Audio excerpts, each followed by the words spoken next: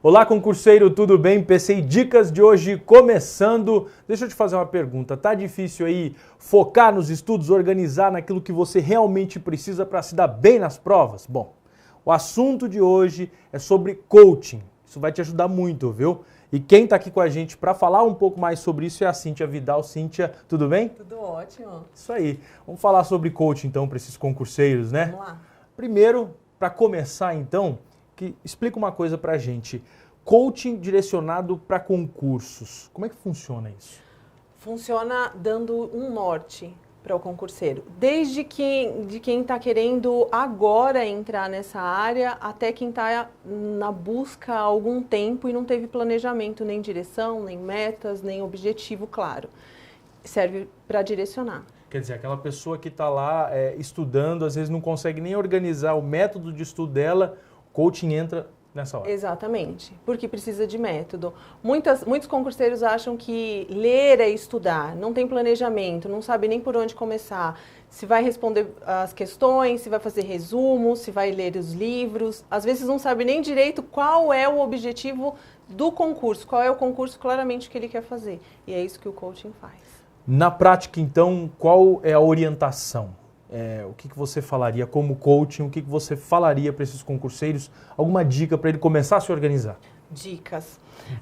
Nós usamos diversas ferramentas, né? Então, é um processo. Nós trabalhamos geralmente com 10 sessões.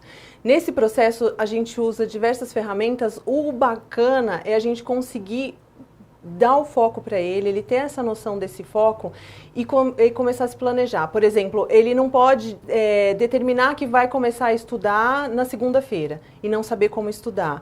Ele não pode querer vários métodos, tem que seguir um método só, porque senão perde o foco, não consegue localizar, não consegue focar exatamente no que ele quer. Ele tem que abdicar de diversas coisas, passeios, tudo que não agrega ele tem que tirar da vida dele. Só que também ele tem que saber o que ele não pode tirar, né? Por exemplo, a família. Tem que ter um tempo para a família, tem que ter um tempo para os filhos, quem tem um namorado, tem que direcionar isso. Não pode querer só estudar e não pode querer achar que tudo bem de vez em quando sair para curtir. Não pode. O que não agregar ele tem que tirar da vida dele. Outra coisa importante também é que ele tem que priorizar a alimentação, que é extremamente importante nessa época, porque faz parte de todo o processo neural para ele conseguir captar o que ele está aprendendo. Ele não pode abrir mão também, por exemplo, de exercícios físicos, que faz parte também para a memória dele, e de sono. Tem concurseiros, por exemplo, que trabalham e que às vezes até estudam, nem acabaram os estudos e já querem prestar o concurso, não tem tempo, vai querer estudar de madrugada. Isso é um erro. O descanso é fundamental. O descanso é fundamental. Porque é no descanso que ele começa a fixar tudo que ele aprendeu durante o dia. Mas para facilitar um pouquinho mais a vida do concurseiro, para começar, o que você falaria, o que você daria de orientação? O concurseiro está abrindo o livro ainda para começar a estudar por onde? O fio da meada ali. A gente tem uma ferramenta que eu gosto bastante, ela se chama SWOT. A SWOT, ela acaba direcionando ele para o que ele quer. Ele vai fazer um mapa mental da vida dele, ele vai colocar no papel tudo que está na cabeça dele solto. Então, por exemplo, ele vai saber quais são os pontos fortes dele, os pontos fracos, quais são as fraquezas e as oportunidades. Isso ele vai conseguir quantificar, ele vai conseguir descrever, fazer uma fotografia mesmo do que ele quer. Então, por exemplo, um ponto favorável para ele é que ele gosta de ler, né?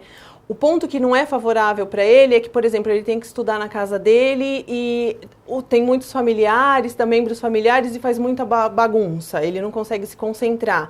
Então, ele tem que ver o que ele pode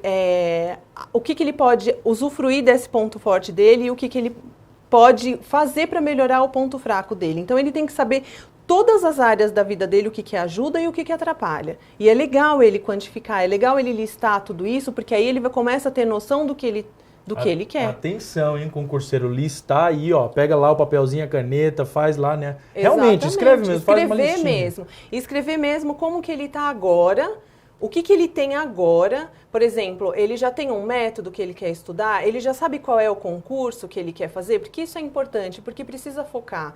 A gente fica falando de foco, o coaching fala muito disso, mas é importante porque às vezes ele quer fazer concursos para áreas completamente diferentes.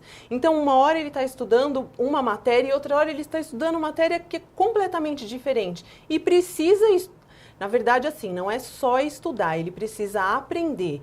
Porque ele não tem como você chegar num concurso completamente com tudo decorado, mas tem como você chegar aprendido. Agora, Cíntia, de que forma, utilizando métodos assim, de que forma que o concurseiro ele consegue avaliar, por exemplo, o resultado, né? Onde ele está chegando com essa organização?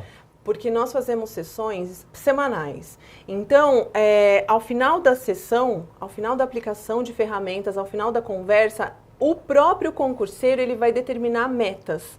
Só que essa meta ele não vai me entregar ao final do processo, ao final da 10ª sessão, 2 meses e meio. Ele vai me entregar semana que vem. Então, geralmente, ele fala coisas assim que são impossíveis. Aí a gente pega e esclarece. Isso aqui é até a semana que vem. Você consegue fazer isso até a semana que vem? Não, eu não consigo. Eu falei, então a gente tem que determinar metas que sejam factíveis em uma semana. Aí ele mesmo que determina e no começo da próxima sessão é que a gente faz essa conferência do que ele fez, ou até antes. Por exemplo, hoje é quarta-feira, a gente fala, então até quarta-feira você me entrega? Não, até segunda-feira eu consegui já ler esse livro, já consegui fazer esse resumo. Ah, então como que eu vou ficar sabendo? Eu te mando um e-mail, eu te mando um WhatsApp, então ok.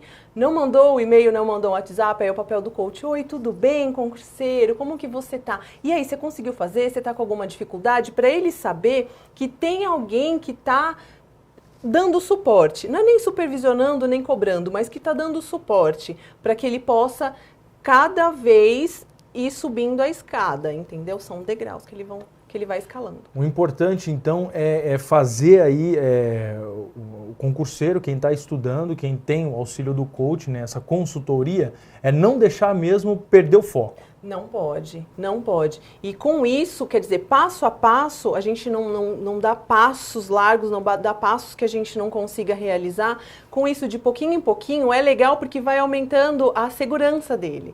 Aumentando a segurança, ele vai ficando mais confiante. E ele ficando mais confiante, na hora não tem aquela coisa de ansiedade. É muito bacana, é um processo bem bacana. Bacana. Eu tenho uma pergunta também, Cíntia, dos nossos internautas aí, né? O pessoal que acompanha o site da PCI, é uma dúvida recorrente. A gente está falando, né, desse apoio, desse auxílio que o coaching dá, e muita gente fica com a dúvida. Parte emocional, o coaching ele também ajuda nessa parte? O coaching ele ajuda nessa parte desde que seja de agora para diante. Por exemplo, é o que a gente estava falando de ansiedade. Para trás, se ele tiver algum trauma, não é parte do coaching. Por exemplo, tem psicólogo que é coaching. Aí ele vai trabalhar psicologia com o cliente dele, mas é uma coisa separada do coaching. A formação de coaching não dá esse suporte pra gente.